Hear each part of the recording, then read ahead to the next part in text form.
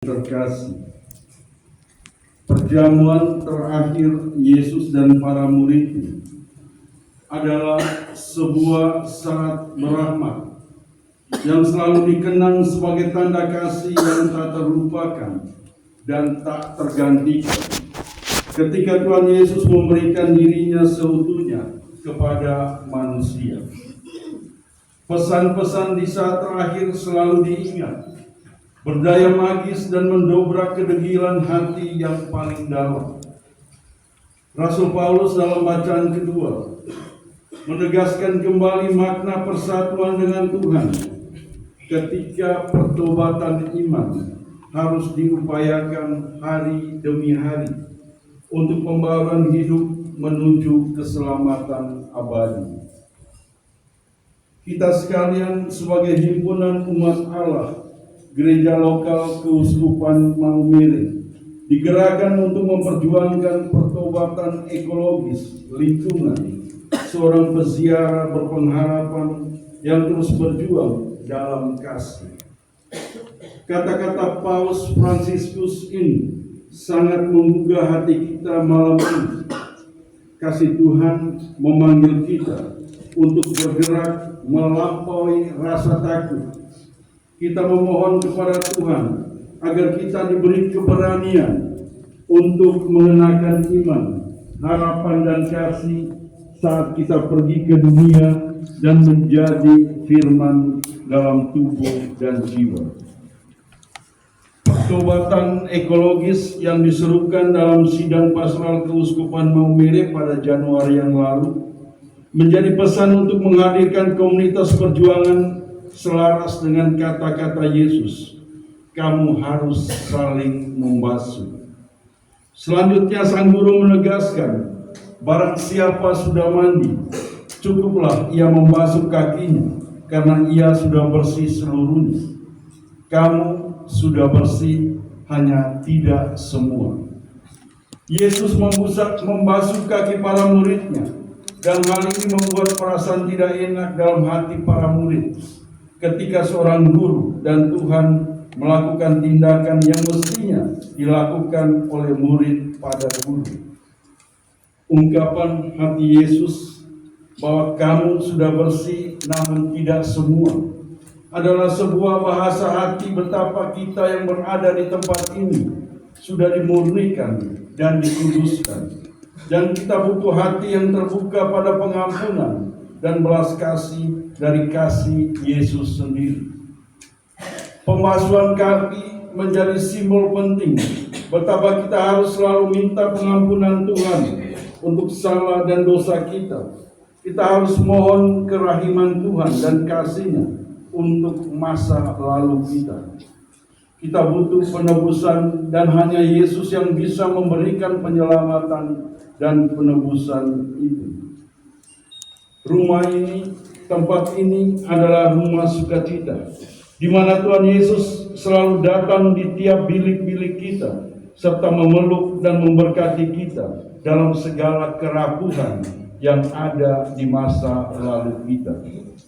Hari ini kita harus yakin betapa kita dicintai, dikasihi, dan diampuni. Kami seperti ini adalah kunjungan Tuhan dan memberikan pengampunan. Ibu bapak, saudara-saudari terkasih, malam ini terasa begitu indah ketika kita boleh merayakan pengalaman Allah bersama manusia dalam perjamuan makan yang terakhir. Sungguh sangat manusiawi dan alamiah ketika kita ingat akan kenangan kebersamaan dengan orang-orang yang terdekat dengan kita, keluarga, orang tua, adik kakak, dan juga sahabat yang dekat dengan kita. Hubungan darah yang begitu dekat dan juga hubungan persahabatan yang mendalam membuat kita enggan berpisah dan selalu mau bersama. Begitu banyak acara perpisahan yang mengharukan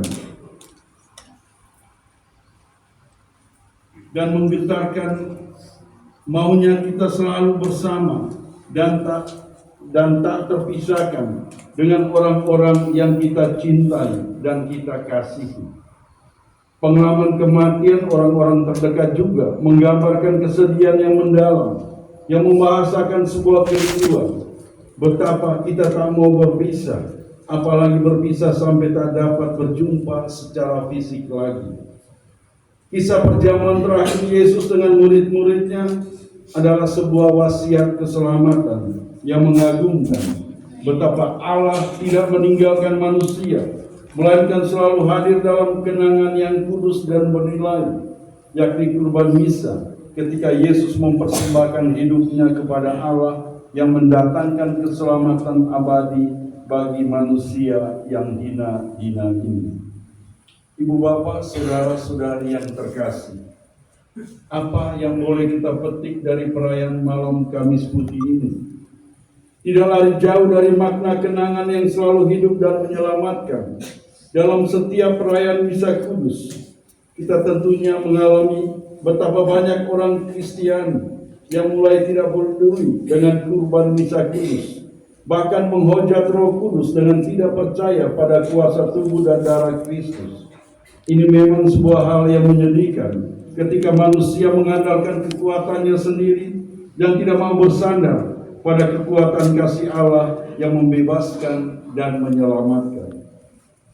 Kitab Keluaran bacaan pertama tadi menggambarkan model kebersamaan makan bersama orang-orang Israel pada masa perjanjian lama. Konteks perjamuan itu adalah situasi perbudakan orang-orang Israel di tanah Mesir dengan latar belakang bangsa dan agama yang berbeda. Orang Israel percaya pada Yahweh, orang-orang Mesir percaya pada dewa-dewi. Dalam situasi perbudakan di tanah penjajah inilah, Musa dan Harun mendengarkan bisikan suara Yahweh yang melindungi semua orang Israel yang taat pada perintah Yahweh. Perjamuan orang Yahudi itu mengungkapkan terima kasih pada Yahweh yang lewat depan rumah mereka yang telah ditandai dengan genang darah anak domba. Malaikat maut hanya membunuh anak sulung orang Mesir, sementara rumah orang Israel aman karena kasih setia Yahweh. Makan bersama dalam rumah tidak lagi sekedar soal perut, tetapi soal cinta kasih dan pewarisan kebaikan dalam sejarah keluarga. Orang tidak lupa pada kebaikan Allah dan juga senantiasa menjaga nama baik keluarga dengan hidup yang baik dan benar. Inilah kekuatan perjamuan, yakni persekutuan dalam Allah di tengah kerapuan dan keterbatasan manusia itu sendiri. Rasul Paulus dalam peneguhannya bagi umat Korintus dalam bacaan kedua juga meneguhkan makna kebersamaan di dalam Kristus. Bukanlah sekedar basa-basi ritual belaka, melainkan kesempatan untuk menimba berkat dan rahmat Allah dalam hidup manusia yang rapuh dan terbatas, yang penuh dengan noda dosa. Setiap kali kamu makan roti ini dan minum dari cawan ini, kamu mewartakan wafat Tuhan sampai Ia datang.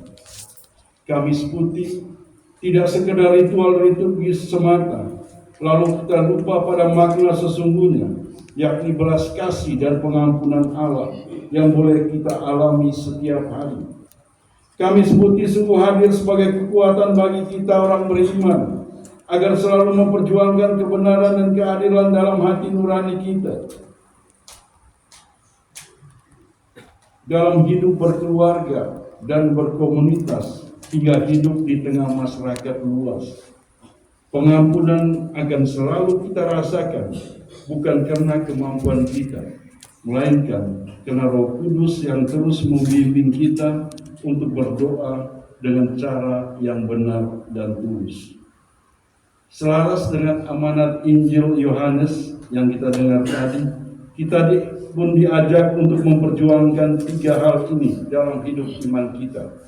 Pertama, marilah kita membangun persekutuan, persahabatan, persaudaraan yang tulus dalam perjuangan mencintai dan merawat lingkungan juga.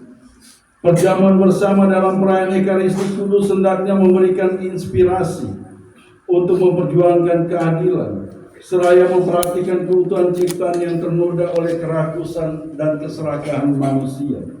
Kita tidak saja membasuh kaki sebagai simbol liturgis, tetapi lebih dari itu, kita membasuh alam semesta menjadi kembali pulih, menjadi kembali bersinar dan bercahaya penuh keindahan.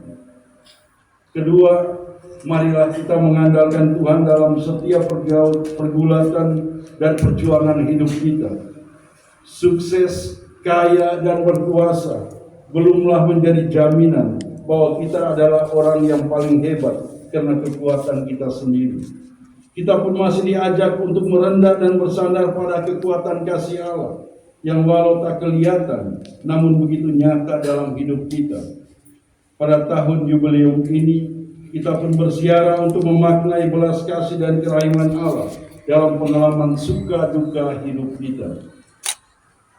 Yang terakhir, ketiga, marilah kita membiasakan diri untuk mencintai perayaan Ekaristi atau Misa Kudus dalam hidup kita setiap hari. Kurban Misa sebagai kenangan perjamuan Yesus dengan murid-muridnya, sebagai kenangan kasih Tuhan dalam untung malam hidup kita, serta dalam kegagalan dan keberhasilan hidup kita. Misa yang kita rayakan bukanlah karya keangkuhan manusia, melainkan karya kasih Allah bagi kita. Kamis Putih akan senantiasa bermakna penuh kenangan ketika kita tunduk dan merendah di hadapan Tuhan, serta mengangkat muka dan hati kita pada misteri tubuh dan darah Kristus yang menyelamatkan kita dari lika-liku kehidupan yang tidak mudah ini. Tuhan memberkati kita. Amin.